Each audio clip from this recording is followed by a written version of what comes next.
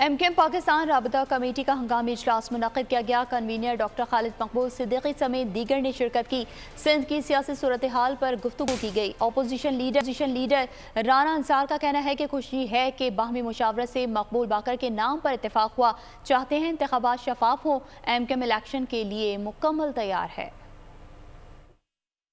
Leadership doctor خالد مقبول صدیقی صاحب بھائی کی جانب سے بھی اور یہاں سے بھی دونوں کے باہمی اتفاق سے مقبول باقر بھائی کا نگراں وزیر اعلیٰ کا نام منتخب کیا ہے۔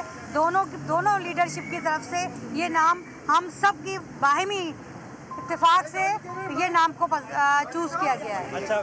اور اس کے اندر ہمارے ساتھ جی ڈی اے کی اپوزیشن ہمارے جماعتوں کی مشاورت بھی شامل ہے۔ تاریخ کا امین،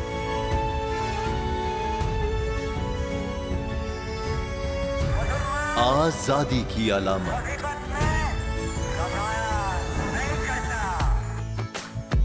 حسن کا آئینہ دار، فکر و نظریے کی عکاس، سرفرازی کا گواہ، یعنی ہم سب کا نگہبان پاکستان۔